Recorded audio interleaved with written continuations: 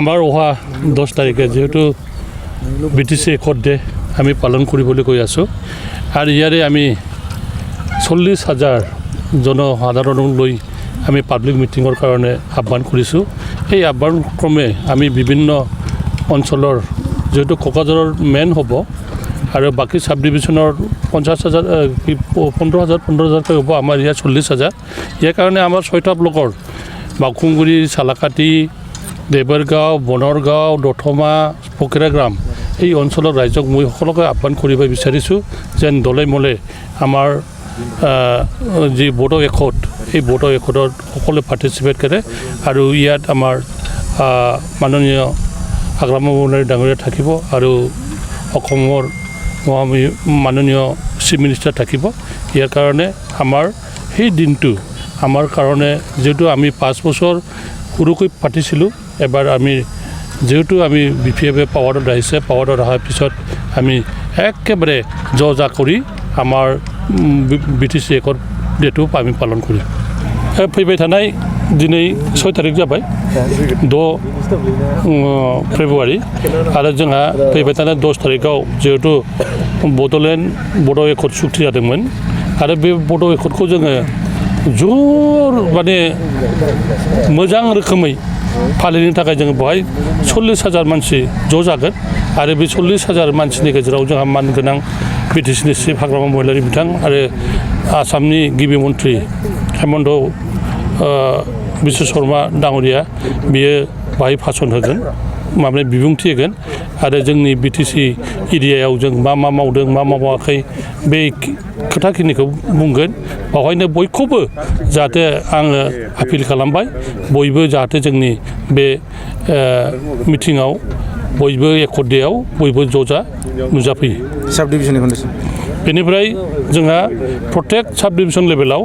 आरोबाव जाबावगोन 10टा साब डिभिजन 9टा साब डिभिजन लेभेल 10टा साब डिभिजन क'क्राझारखौ लानानै बेवहायबो जोंहा 15,000 लानानै जोंहा सुबुं गौमा जागोन आरो बे सुबुं गौमायाव गासिबो साब डिभिजननि एरियानि मानसिफोरखौ आंबो खावलायबाय बयबो ज' जायै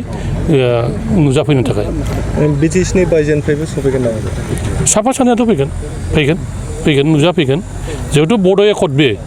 बड' एकटखौ बयबो मोजां मोनो बिटिसि एकटखौ बयबो मोजां मोनो आरो बयबो गावनि होननानै साननानै लायो बे हिसाबै बयबो पार्टिसिपेट खालामगोन आरो बयखौबो जोङो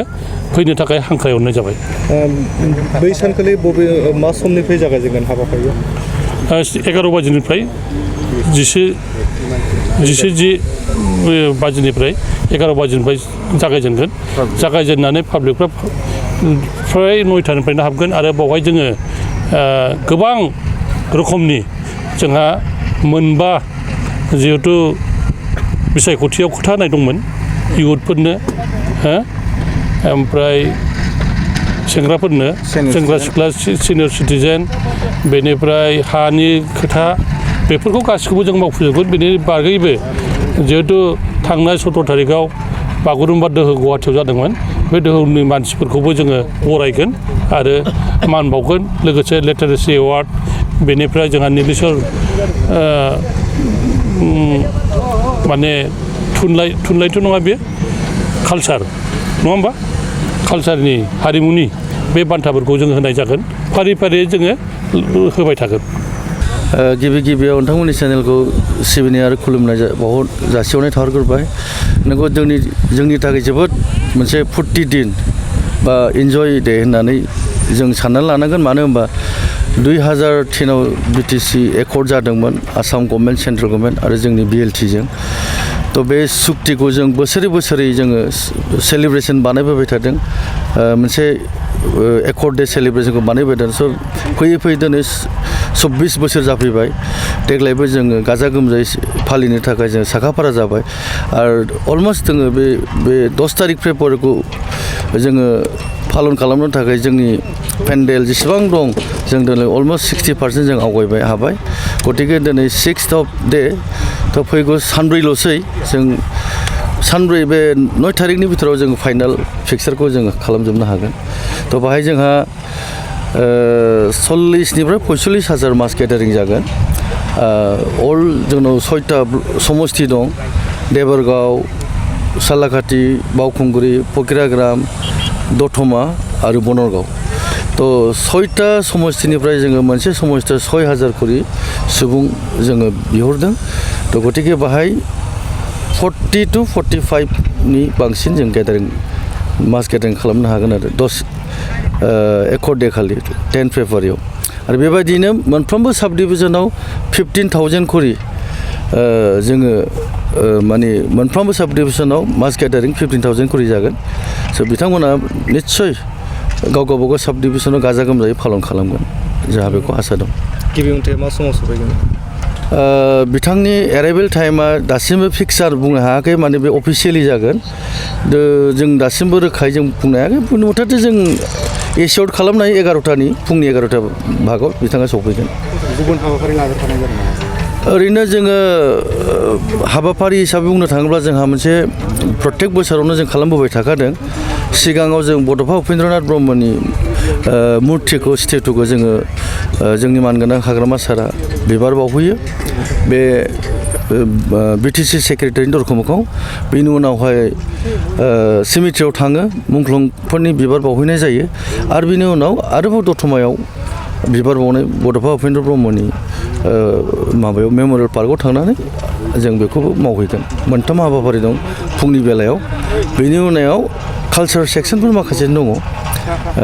बिभिन्न जाथि जनगोष्ठीनि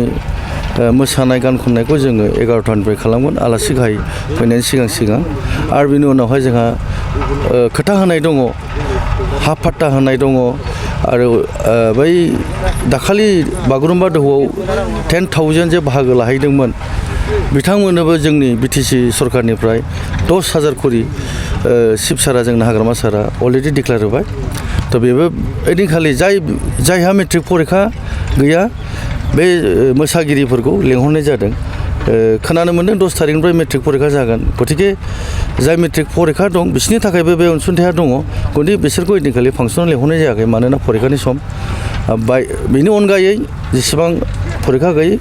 बे गथ'फोरखौ जों लेंहरदों ओइदिनखालि माखासे जोङो 10,000 करि जोंनि सारमोना बेखौ बितरन खालामगोन बै सानखालि हाबाफारियाव अपोजिसननि लिडारफोरखौबो लेंहरनाय जादों निस्सय लेंहरगोन सरकारि जिहेतु प्रग्राम बेखौ लेंहरनाय जाखागोन आरो जों वेलकाम खालामो फैनांगौ बेबो मोनसे बर' हारिनि सुक्ति आरो बेनो देरसिन सुक्ति बिटिसिआनो 2003आनो सबसे सर्बश्रेष्ठ सुक्ति जादों होनना मिथिगौ बयबो दोलै नोगोरै बा खुनु पार्टि लायालासिनो नुजाफैनांगौ आरो बे रंजानायखौ बयबो जगदान होफैनांगौ आं बेखौ अनुरद खालामो